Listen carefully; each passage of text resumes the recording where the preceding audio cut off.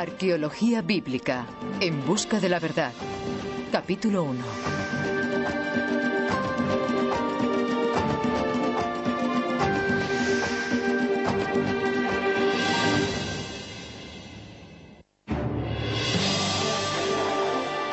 Israel, año 2000. Conversaciones de paz en punto muerto y estallidos de violencia en el pequeño país. Los manifestantes palestinos toman las calles, desahogando su ira contra sorprendentes objetivos: antiguos yacimientos arqueológicos. Cerca de Gaza se encontró una antigua sinagoga con un retrato del rey David. Le habían arrancado la cara. Fue un hecho deliberado que resulta inquietante.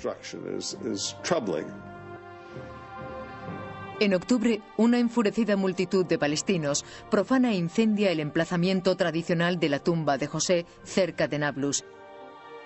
Y días después, una multitud apedrea los bellos mosaicos de una antigua sinagoga de Jericó. Si queremos entender lo que pasa en Oriente Próximo con la disputa entre israelíes y palestinos, hay que comprender lo que está ocurriendo en el campo de la arqueología. Porque esta afecta a las identidades nacionales y religiosas y a las aspiraciones políticas de ambos pueblos. Es la base de todo. Tanto israelíes como palestinos temen ser eliminados del relato. Ambos bandos saben que militarmente hablando no pueden deshacerse del otro. Tienen que soportarse. Pero el tema histórico es un caso diferente, porque ambos saben que el que controle los descubrimientos arqueológicos controlará la historia.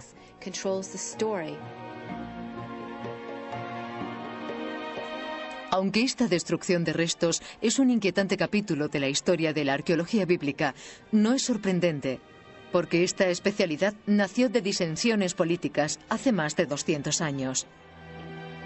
Arqueología y política son una peligrosa combinación, pero tienen una larga historia en Oriente Próximo. El primer capítulo de dicha historia comienza en Egipto, en 1831. Cuando el gobernador otomano Mehmet Ali toma el control de Palestina, abre la región prohibida a los viajeros de Occidente por primera vez en 600 años. Impaciente por aprovecharse de la nueva política de Ali, Edward Robinson, un intrépido norteamericano estudioso de la Biblia, viaja a El Cairo en 1838. Henchido de fervor cristiano, la intención de Robinson era localizar los lugares mencionados en la Biblia y demostrar la veracidad de sus relatos.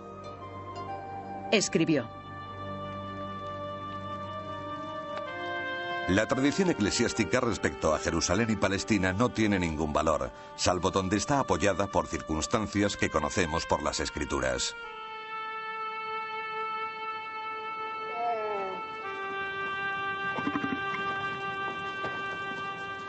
Atravesando el desierto egipcio, Robinson se dio cuenta de que el trabajo elegido sería una ardua tarea.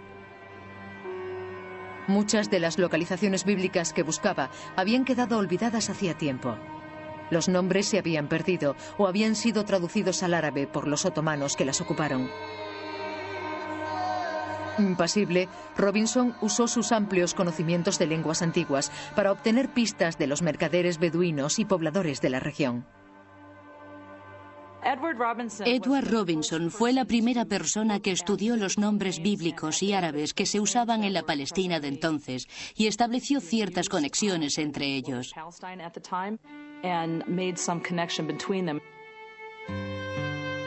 Tel el-Kadi significa en árabe el cerro del juez. En hebreo, Dan significa juez. Robinson afirmó que Tel el-Kadi era el antiguo Dan bíblico. 150 años después, se demostraría la correcta identificación de Robinson y Tel Dan se convertiría en el centro de la controversia bíblica. Aunque el viaje de Robinson solo duró 2 meses, el libro que escribió sobre sus descubrimientos es imperecedero. El trabajo de Robinson sigue siendo material de referencia. Es la primera identificación con la que se cuenta cuando se habla de excavar en un sitio u otro o de confirmar la historia de su nombre. Reescribió el mapa del moderno Israel y situó por primera vez en él los nombres bíblicos.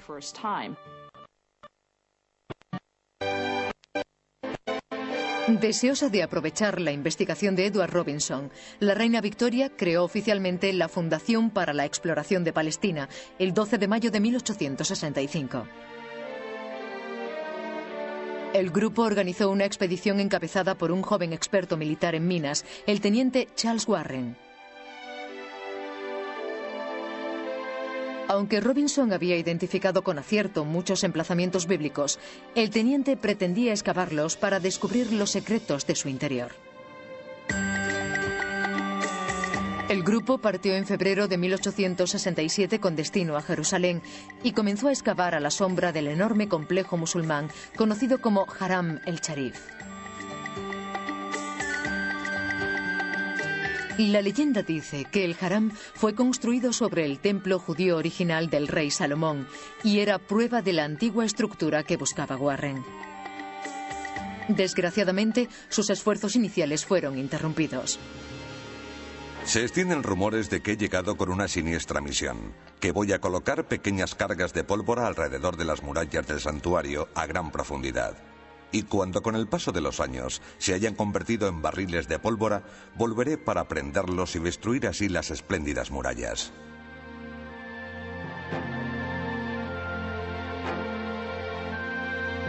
Recelosos del hombre al que llamaban el Topo, los fieles islámicos presionaron a las autoridades otomanas locales que respondieron prohibiendo excavar a los ingleses en cualquier lugar cercano a la mezquita.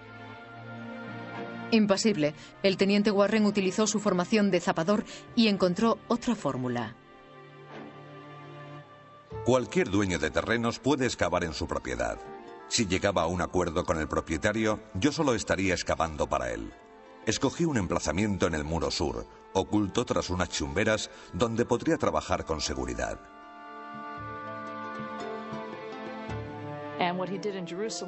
En Jerusalén excavó varios pozos hasta que llegó a los cimientos. Hizo túneles hasta alcanzar la zona que quería, Haram el-Sharif, el monte del templo donde hoy están la mezquita de Al-Aqsa y la cúpula de la roca. Gracias a sus maniobras subterráneas, trazó la topografía de Jerusalén. Warren hizo túneles bajo el antiguo Jerusalén durante meses sin ser detectado por las autoridades locales. Charles Warren exploró el monte del templo minuciosamente y dejó constancia. Eso fue hace 125 años y sigue siendo el mejor retrato que tenemos del monte del templo.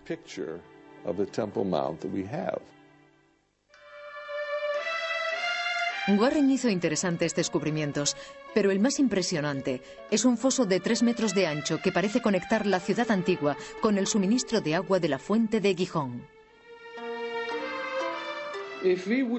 Si hubiéramos venido en 1867, cuando llegó el teniente británico Charles Warren, le habríamos visto entrar en la fuente desde el exterior, introducirse en el agua y subir por este foso vertical de 13 metros, que le llevó hasta el sistema subterráneo.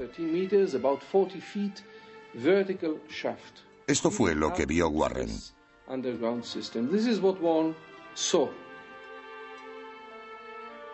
Aunque el descubrimiento de un antiguo sistema acuífero ya es de por sí admirable, también lo es el posible vínculo entre el foso de Warren y una famosa historia bíblica que conmocionó al explorador. ¿Podría ser la entrada secreta usada por el heroico rey David para capturar Jerusalén y convertirla en la sede de su imperio? El foso de Warren podría ser lo que en la Biblia hebrea se llama Sinor, que hoy se traduce como alcantarilla. La palabra Sinor en hebreo moderno significa tubería. Este es el Sinor mencionado en el segundo libro de Samuel, gracias al cual el rey David y sus hombres asaltaron la ciudad. Sería una teoría debatida durante 100 años antes de que un descubrimiento accidental disipara las dudas. El descubrimiento del foso de Warren le proporcionó fama personal. Desgraciadamente, sus técnicas arqueológicas no fueron tan buenas. Ya no hacemos túneles porque perdemos el contexto arqueológico. Es un trabajo muy irregular, caro y peligroso.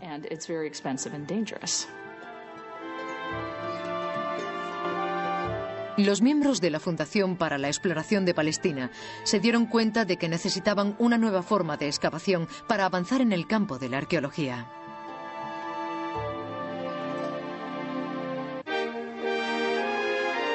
Londres, 1890. Cuando las técnicas de Warren se mostraron poco prácticas, los miembros de la Fundación decidieron buscar otro tipo de excavación para avanzar.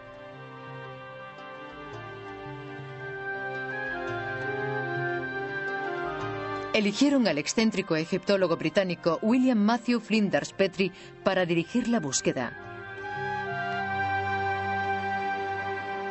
En Egipto, Petrie había experimentado con una nueva técnica arqueológica llamada estratigrafía.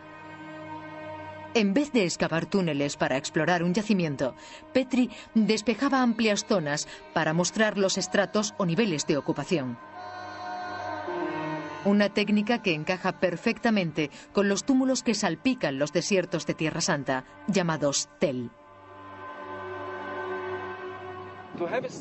Para hacernos una idea de lo que encierra un túmulo de Oriente Próximo, solo hay que mirar aquí. Es increíble. Es una zanja excavada a mano de 15 o 20 metros de profundidad. El material blanquecino que vemos aquí es lecho de roca.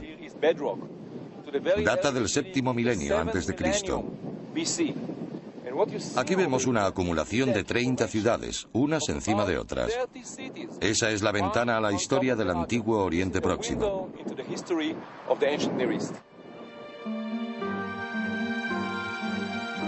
Petrie comenzó las excavaciones en Tel el-Hesi en 1890 y enseguida percibió lo adecuado de su técnica estratigráfica.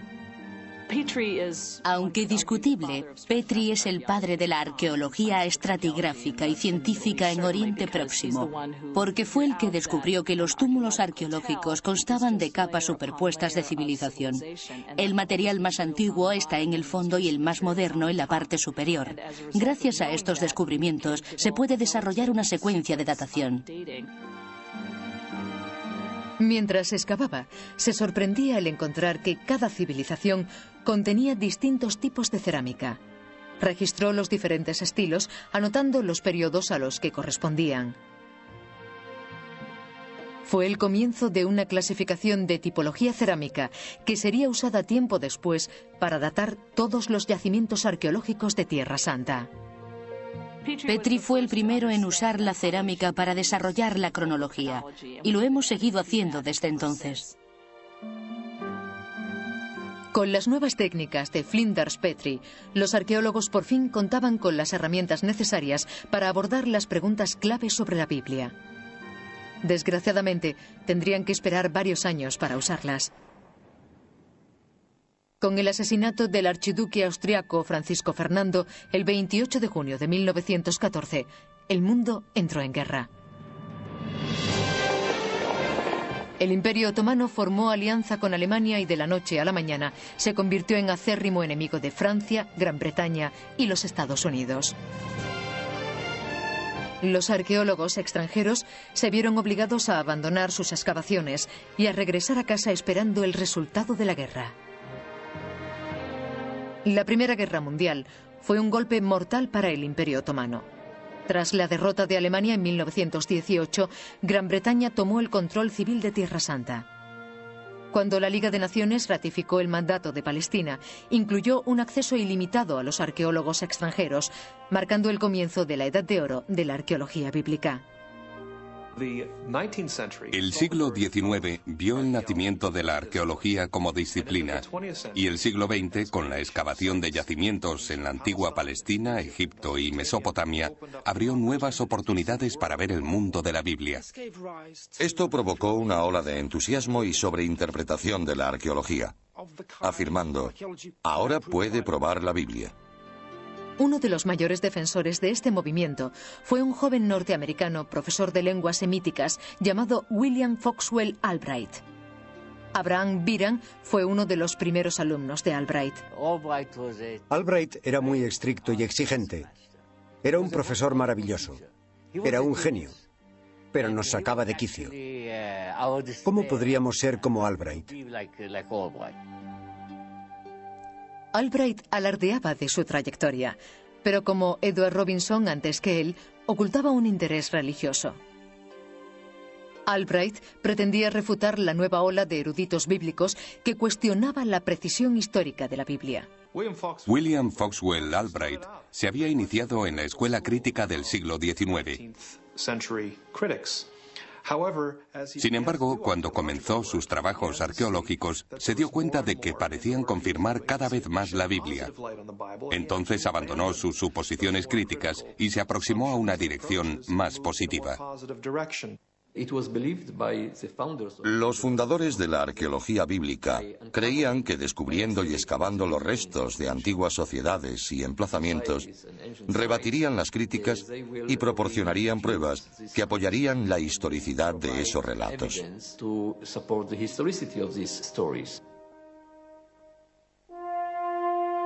Ávido de resultados, Albright buscó túmulos que ocultaran las ruinas más espectaculares. Encontró lo que estaba buscando en el libro de Josué del Antiguo Testamento.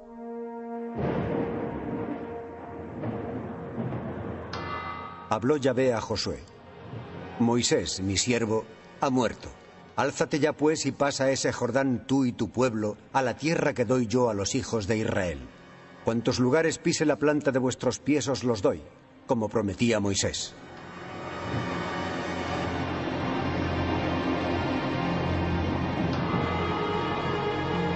Según la Biblia, tras escapar de su cautiverio en Egipto, el pueblo hebreo llegó a la tierra prometida que Dios había descrito a su antepasado Abraham.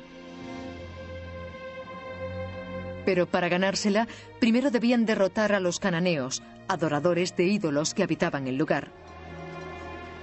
Josué dirigió a los israelitas en una serie de ataques relámpago que destruyó numerosas ciudades cananeas, incluyendo un sorprendente ataque que derribó las murallas de Jericó.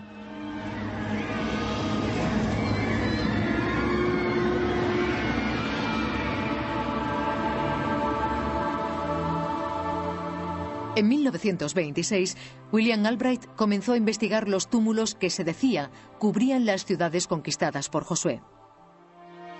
Excavando las capas de Tel Betel, Albright llegó a un nivel de destrucción que parecía concordar con el relato bíblico. Continuó y encontró una capa similar en el antiguo emplazamiento de Gibea. El arqueólogo anotó con seguridad: el primer estrato de la época de los jueces ha sido quemado como se describe en la Biblia. Pronto, otros arqueólogos bíblicos informaron de destrucciones similares en sus yacimientos, incluyendo una muralla derruida en la legendaria ciudad de Jericó. John Garstan excavó en un lugar llamado Tel el Sultán, al que llamamos Jericó. Ocurrió en los años 30. Él creía en la veracidad de la historia bíblica. Descubrió una ciudad masivamente destruida. Encontró fragmentos de la muralla, ladrillos de adobe caídos y rastros de un incendio. Lo dató en el año 1400 a.C. Sus conclusiones fueron aceptadas durante más de 20 años. Era la prueba de la conquista de Josué. En 1940, Albright reunió suficientes pruebas para proponer una nueva cronología del antiguo Israel, basándose en la Biblia y en los restos arqueológicos. Y concluyó: gracias a esta investigación, hemos conseguido un gran triunfo para la teología. Los sucesivos descubrimientos han establecido la precisión de innumerables detalles y el reconocimiento de la Biblia como fuente histórica.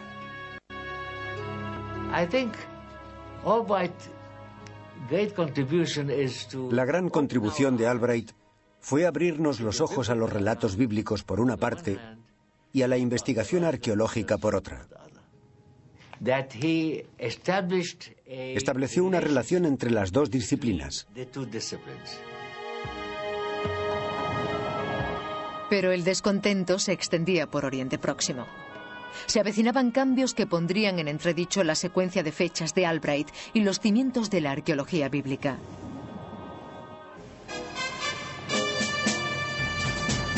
...1 de septiembre de 1939... las tropas nazis invaden Polonia provocando la Segunda Guerra Mundial. Durante el conflicto, miles de judíos huyeron de la opresión nazi en Europa y con el tiempo se establecieron en Palestina. Después de la Segunda Guerra Mundial, esta nueva población inmigrante elevó una petición a las Naciones Unidas solicitando refugio. El 14 de mayo de 1948, Israel se autoproclama oficialmente como Estado. La ubicación del nuevo Estado judío es basada en la afirmación bíblica de la tierra prometida por Dios al patriarca Abraham. A tu descendencia he dado esta tierra desde el río de Egipto hasta el gran río, el Éufrates. Antes de crearse el Estado de Israel, había muchos planes sobre el futuro emplazamiento del país. Algunos propusieron Uganda, otros incluso Madagascar. Se eligió Israel por la historia bíblica. Es la esencia de cómo los israelíes se ven a sí mismos.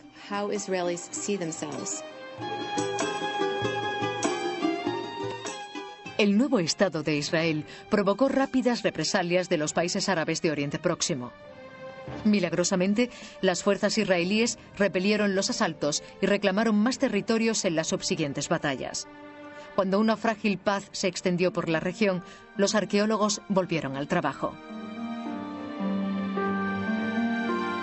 Pero estaba a punto de ocurrir otra revolución, esta vez entre arqueólogos. En 1952, la famosa arqueóloga inglesa Kathleen Kenyon abrió un nuevo yacimiento en Jericó, donde 20 años antes John Garstan había encontrado pruebas de una muralla derribada que atribuyó al ataque de Josué. Kenyon esperaba verificar los resultados de su colega usando una nueva tecnología que incluía el sistema experimental del carbono 14. Kathleen Kenyon excavó y encontró pruebas de la misma destrucción, pero lo dató en el año 1550 a.C. En otras palabras, 150 años antes de lo que había dicho Garstan, 150 o 200 años antes del ataque de Josué y los israelitas. Kenyon concluyó que Garstan estaba equivocado. Las murallas no fueron destruidas por Josué en el año 1400 a.C. De hecho, Jericó estuvo desierta durante la vida de Josué.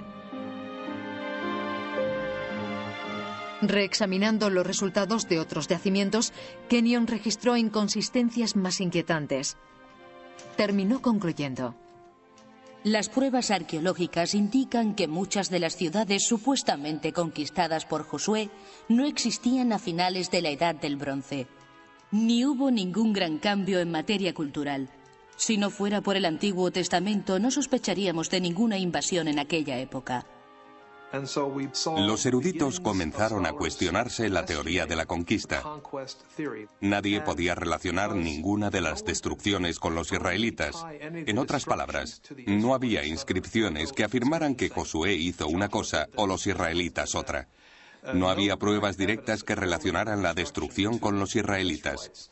Los eruditos comenzaron a pensar que no tenían pruebas sólidas de dicha conquista. De repente se ponía en entredicho la cronología de Albright con la acusación de que el celo religioso de algunos arqueólogos podía nublar su juicio científico. La mayor parte de la investigación arqueológica en Tierra Santa ha sido arqueología bíblica. La mayoría de los profesionales de la arqueología eran eruditos bíblicos, a menudo clérigos, y ellos decidieron demostrar ciertas teorías sobre la Biblia. En este primer periodo, algunos fueron demasiado ambiciosos e hicieron afirmaciones sin fundamento.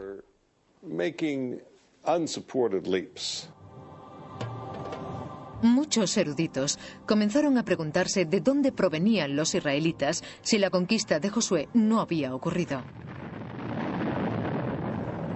Un extraño cambio de acontecimientos dio lugar a otra teoría. 5 de junio de 1967. Estallan nuevos ataques en las disputadas fronteras entre Egipto e Israel. Cuando terminó la Guerra de los 6 días, Israel había ocupado la Franja de Gaza, el Sinaí y Cisjordania. Estos nuevos territorios proporcionaron un inesperado campo a los excavadores. El estudiante de arqueología Israel Finkelstein aprovechó la oportunidad para dirigirse a la recién abierta Cisjordania y estudiar la cuestión de la conquista israelí desde un punto de vista diferente. Había dos escuelas de pensamiento que estudiaban el nacimiento del primer Israel. Una era la de William Foxwell Albright. En los registros arqueológicos tenemos pruebas de la conquista militar unificada de Canaán por los israelitas. También había una escuela alemana que propugnaba que el nacimiento de Israel fue una infiltración pacífica de unos pastores nómadas desde las estepas hasta las tierras altas, y que no tuvo nada que ver con una conquista militar. En ese punto entramos nosotros en escena. A comienzos de la década de los 70, investigadores de la Universidad de Tel Aviv realizaron una serie de reconocimientos de las tierras altas de Cisjordania, anotando cualquier rastro de antiguos poblamientos. Reduciendo los datos acumulados en un ordenador, compilaron una enorme base de datos de los primeros asentamientos en la zona. Fueron descubrimientos realmente importantes. Encontramos ciclos, altibajos de olas de asentamientos y crisis posteriores. Otra ola de asentamientos y... Creo que Israel nació de una población indígena, que creció impulsada por razones socioeconómicas, más que de un pueblo venido de fuera.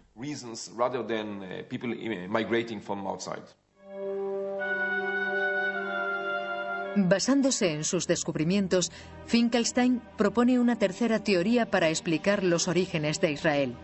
Los israelitas no derrocaron a los cananeos, evolucionaron de ellos. Ven este desarrollo de Israel como un desarrollo interno en vez de como un pueblo del exterior, como afirma la Biblia. Los israelitas eran cananeos, no eran extranjeros, no habían estado en Egipto. No hubo ningún Moisés ni ningún éxodo. Formaban parte de la población local. Es una teoría válida para William Dever, aunque difiere de Finkelstein en algunos puntos. Estamos de acuerdo en los orígenes indígenas de los primeros israelitas. Sin embargo, él cree que muchos de ellos eran pastores nómadas establecidos. Yo creo que la población era una mezcla de pastores nómadas y granjeros de todos los rincones de Canaán, refugiados de los decadentes estados cananeos, y quizá algunos recién llegados de Egipto que pudieron haber llevado con ellos la historia del Éxodo. Para mí, Israel es una mezcla mucho más dinámica que para él. Sea cual fuere la mezcla, las subsecuentes excavaciones, como esta en la antigua ciudad de Jasor, muestran que muchos de estos pueblos tienen sorprendentes similitudes. Son sencillos grupos de casas sin palacios, edificios públicos o templos. Esto es lo que tenemos de los siglos XII u XI. Este es el periodo del asentamiento. Independientemente de que hablemos de israelitas, proto-israelitas o cananeos, es el tipo de ocupación pobre y miserable que nos queda de esos dos cruciales siglos. Con el tiempo, se autodenominaron israelitas, en el siglo X o IX. Yo los llamo proto-israelitas por precaución, porque los israelitas de estos primeros pueblos no son los mismos que los del periodo monárquico. Estoy prácticamente seguro de que son los auténticos antepasados del Israel moderno. Finkelstein es mucho más escéptico que yo en este punto. No parece saber quiénes eran realmente, pero yo creo que ellos lo sabían. Aunque las radicales teorías de Finkelstein sorprendan a algunos arqueólogos bíblicos tradicionales, demuestran ser solo la punta del iceberg. La controversia comienza a surgir a mediados de los años 70, con el aumento de un disparatado grupo de eruditos que se dieron en llamar minimalistas. Su apodo deriva de sus teorías que minimizaban la precisión histórica de los relatos bíblicos. La sociedad creada en la Biblia y la historia son imaginarias. Es duro decirlo, pero es así. No creo que hubiera 3,5 millones de personas vagando por el durante 40 años. No creo que cruzaran el mar a pie. No creo que descendieran de un único antepasado. No creo que cometieran un genocidio y acabaran con todo un pueblo. No se puede juzgar la Biblia solo por lo que dice. Eso no vale nada.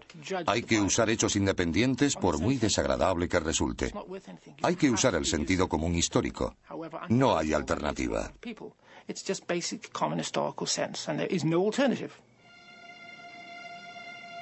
Los minimalistas sostienen que el Antiguo Testamento fue escrito miles de años después de que ocurrieran los acontecimientos. Quizá por un grupo de judíos, los cuales hablaban griego, eran conocidos como helenistas e inventaron el mito del antiguo Israel para justificar su herencia religiosa. Querían saber de dónde venían, pero buscaban justificar una procedencia que les gustara. Querían explicar ciertos fenómenos a su manera, los significados de ciertos hábitos, convenciones, costumbres, tradiciones e instituciones. Y escribieron lo que pensaron que sería la respuesta que necesitaban. No creo que supieran la verdad, y tampoco que les importara. Hemos adoptado la presunción de inocencia de que si la Biblia afirma que Josué conquistó Jericó, Josué debió hacerlo. Pero los minimalistas dicen que la Biblia tiene que apoyarse en pruebas arqueológicas extrabíblicas para demostrar la verdad. Ellos declaran culpable a la Biblia hasta que no se demuestre su inocencia.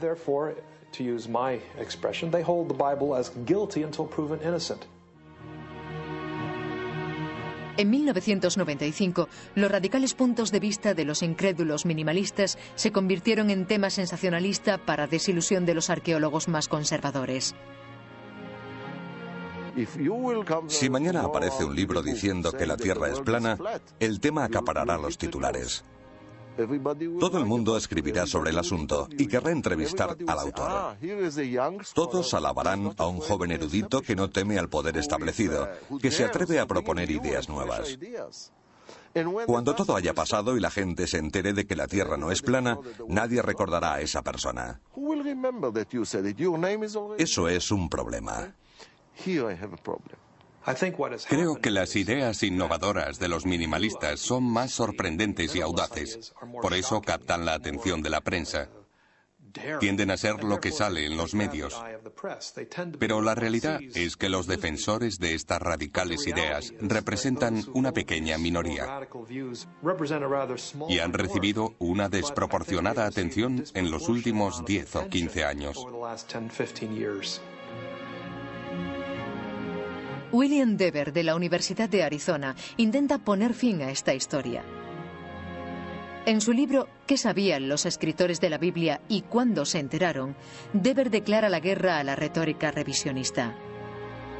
Los revisionistas dicen que la arqueología ha demostrado que los patriarcas no fueron figuras históricas, que Moisés no existió, que no ocurrió ninguna conquista de Canaán. Pero no son precisos. La arqueología no ha demostrado que ninguna de esas cosas sea verdad, pero tampoco lo contrario. No hay modo de que la arqueología pruebe los relatos de la Biblia. A veces puede desmentirlos, cosa molesta, pero al menos para mí es mejor así. Siempre podemos descubrir si un relato bíblico está equivocado, pero si no es cierto, podemos descubrir la verdad. Dever se siente ofendido por la afirmación de los minimalistas. Un grupo de judíos helenistas que hablaba griego escribió la Biblia en el siglo II a.C. La idea de los revisionistas de que la Biblia es una obra helenística hace caso omiso de todo lo que sabemos de dicha era. Hay que recordar que la mayoría de los especialistas del Antiguo Testamento no están instruidos en el mundo clásico, y este es un grupo de eruditos que dicen que la Biblia es producto de una época que ellos no conocen. Como prueba contra la revisada datación del Antiguo Testamento de los minimalistas, Dever apunta a 2 pequeños manuscritos de plata encontrados en una tumba cercana a Jerusalén. Contienen una bendición sacerdotal tomada de la Biblia, pero datada alrededor del 600 a.C. Según los revisionistas, la Biblia no se escribió hasta el periodo helenístico, en el siglo II a.C., 4 siglos después. Pero hay un trozo de escritura muy antiguo y no es el único. Hay pruebas que demuestran que la mayoría de las historias de la Biblia no pertenecen al mundo judío helenístico, sino a la Palestina de la Edad del Hierro. Cualquiera que coja dos pequeños rollos de plata y afirme que demuestran que la Biblia no puede ser del periodo helenístico porque es el mismo texto que hay en la Biblia, es un historiador incompetente. La norma dice que se empieza a datar por lo último, no por lo primero. Irónicamente, el mayor reto para los minimalistas proviene de una nueva raza de arqueólogos que ayudaron a nacer. Como la crítica a la Biblia a principios del siglo XX inspiró el trabajo de hombres como Albright, los recientes ataques a los minimalistas están provocando un regreso a estudios basados en la fe. Tengo un cierto interés teológico y no me importa decirlo. Creo que la Biblia es históricamente cierta. Una persona que se tome en serio la Biblia y busque integrarla de un modo responsable en los datos arqueológicos e históricos, sigue el legado de William Foxwell Albright. Sin embargo, hoy lo hacemos con matices nuevos y diferentes. Contamos con materiales nuevos, nuevos enfoques que amplían lo que decimos y lo que sabemos. Empleando nuevas herramientas como las imágenes por satélite y la magnetometría, el Dr. Hofmeier comenzó a buscar en el desierto egipcio en 1994. Esperaba que sus estudios de los antiguos fuertes egipcios proporcionaran la prueba del éxodo israelita. Creo que gran parte de lo que ocurre en el mundo académico es parecido a un péndulo. Desde los años 30 a los 70 hubo un movimiento en una dirección más conservadora. A partir de mediados de los 70, el péndulo comenzó a moverse en dirección contraria. Creo que nos vamos inclinando más hacia la teoría minimalista, pero el péndulo volverá atrás. Recientemente, el péndulo recibió un fuerte impulso con los nuevos descubrimientos en el antiguo emplazamiento de Jasor. Espléndida ciudad cananea, tiene un papel prominente en la historia bíblica de la conquista de Josué.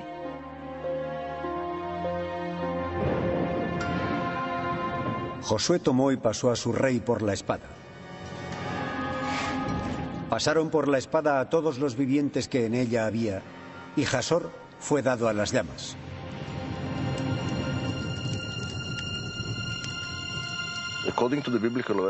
Según los archivos bíblicos, la batalla más decisiva se luchó en Jasor. Cuando cayó, los israelitas pudieron establecerse en el país. Y Jasor es el lugar ideal para confrontar la Biblia y lo he encontrado.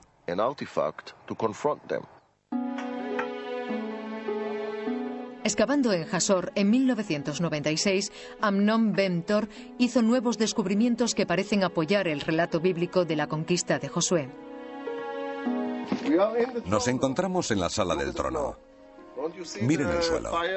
¿No se imaginan el fuego quemándolo todo? A pesar de los años y las lluvias, sigue cubierto de hollín. Más de 1 metro de destrucción. Miren las paredes, el basalto, las grietas. Las hemos tenido que pegar.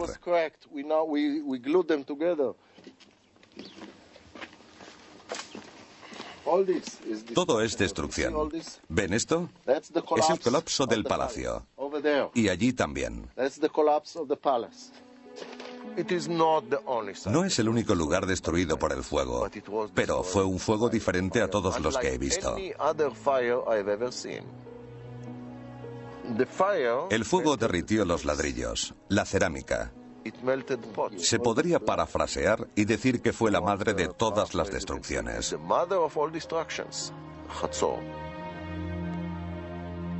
No sabemos quién pudo haberlo hecho. Hay que estimar todas las posibilidades, todas las teorías, excepto la intervención extraterrestre. ¿Quién la sitió? ¿Quién pudo hacerlo? En esta aparentemente sencilla pregunta radica el debate.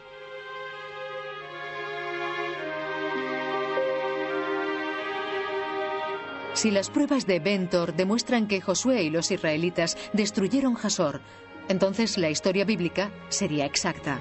Si no, abre las puertas a las teorías alternativas de Finkelstein. Jasor pudo haber sido destruida por una campaña egipcia, por una ciudad rival, por la gente que venía del mar, no necesariamente por Josué o Israel. Todo el mundo es kosher, excepto los únicos sobre los que hay textos diciendo que lo son, los israelitas. Ellos no son kosher.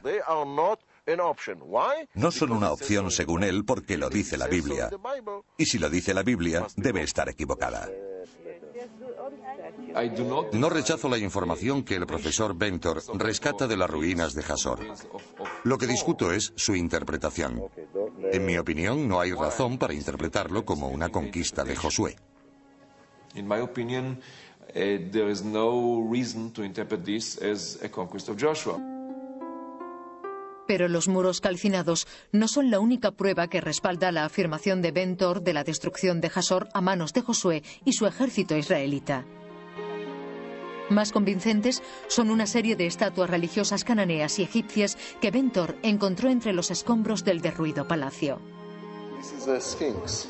It has been deliberately mutilated. The head was cut off, the paws were cut off, and somebody tried to do something to the name. La mayoría del mundo moderno respeta todas las religiones. Antes de que los israelitas llegaran a la tierra prometida, Moisés los instruyó en el libro del Deuteronomio. Debían destruir los ídolos y los santuarios de los cananeos. Esto parece un acto deliberado de destrucción. Es una presunción lógica pensar que los israelitas fueron los únicos responsables de la destrucción de Jasor. Por el momento, ni Finkelstein ni Bentor están dispuestos a cambiar de opinión. Los dos mantienen sus posturas y sus diferentes interpretaciones. Tenemos un gran debate y estamos en bandos diferentes. Si pensamos como el profesor Bentor, muchas de las cosas que digo yo son incorrectas porque interpretan el material bíblico y arqueológico de modo diferente. Y es bueno porque forma parte del juego. Hay más de un punto de vista y más de una reconstrucción.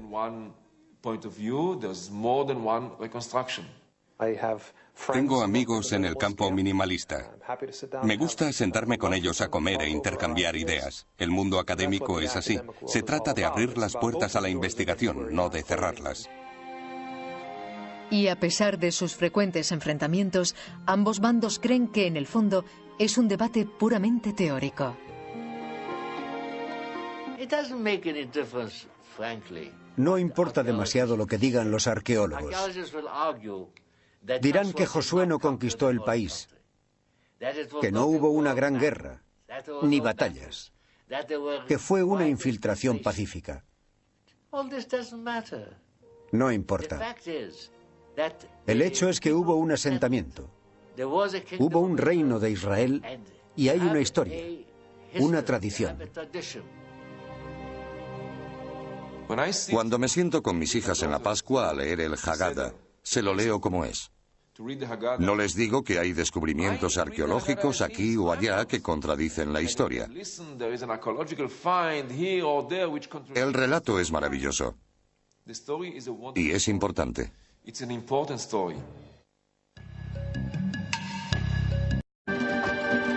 Arqueología bíblica. En busca de la verdad. Capítulo 1.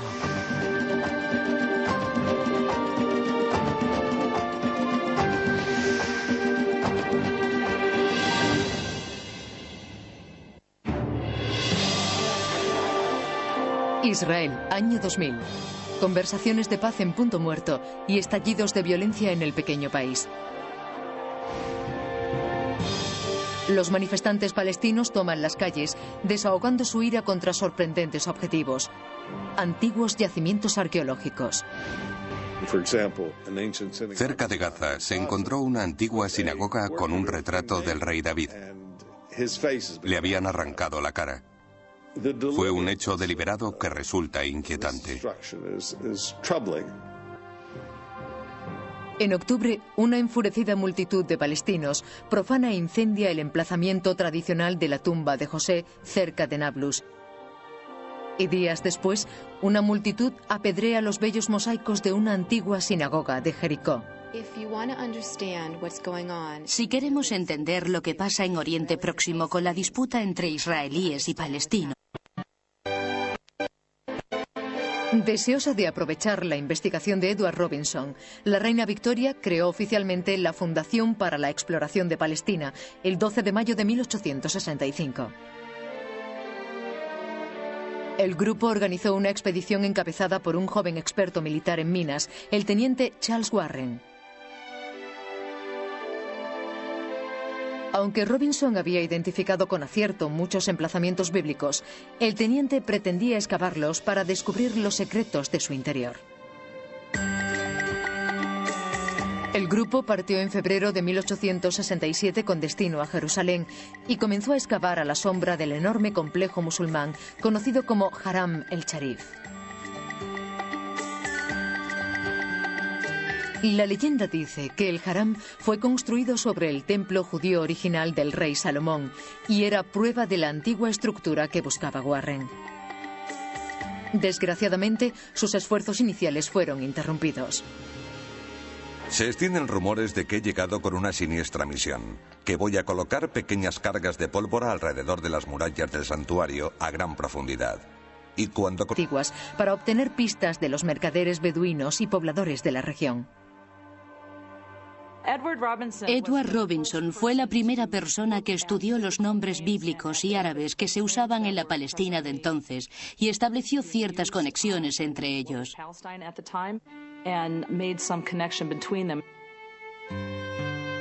Tel el-Kadi significa en árabe el cerro del juez. En hebreo, Dan significa juez. Robinson afirmó que Tel el-Kadi era el antiguo Dan bíblico. 150 años después, se demostraría la correcta identificación de Robinson y Tel Dan se convertiría en el centro de la controversia bíblica. Aunque el viaje de Robinson solo duró 2 meses, el libro que escribió sobre sus descubrimientos es imperecedero. El trabajo de Robinson sigue siendo material de referencia. Es la primera identificación con la que se cuenta cuando se habla de excavar en un sitio u otro o de confirmar la historia de su nombre. Reescribió el mapa del moderno Israel y situó por primera vez en él los nombres bíblicos. A los viajeros de Occidente por primera vez en 600 años. Impaciente por aprovecharse de la nueva política de Ali, Edward Robinson, un intrépido norteamericano estudioso de la Biblia, viaja a El Cairo en 1838. Henchido de fervor cristiano, la intención de Robinson era localizar los lugares mencionados en la Biblia y demostrar la veracidad de sus relatos. Escribió: La tradición eclesiástica respecto a Jerusalén y Palestina no tiene ningún valor, salvo donde está apoyada por circunstancias que conocemos por las Escrituras.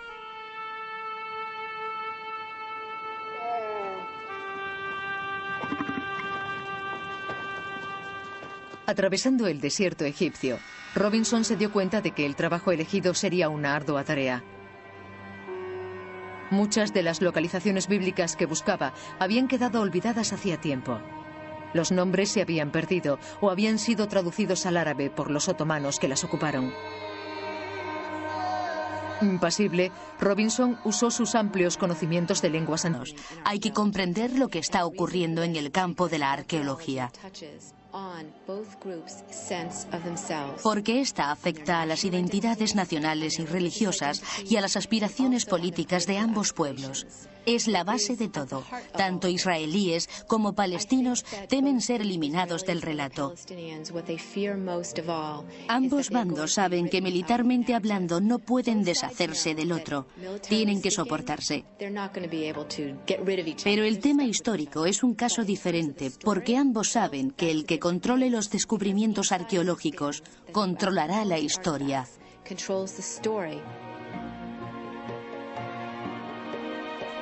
Aunque esta destrucción de restos es un inquietante capítulo de la historia de la arqueología bíblica, no es sorprendente, porque esta especialidad nació de disensiones políticas hace más de 200 años. Arqueología y política son una peligrosa combinación, pero tienen una larga historia en Oriente Próximo. El primer capítulo de dicha historia comienza en Egipto, en 1831. Cuando el gobernador otomano Mehmet Ali toma el control de Palestina, abre la región prohibida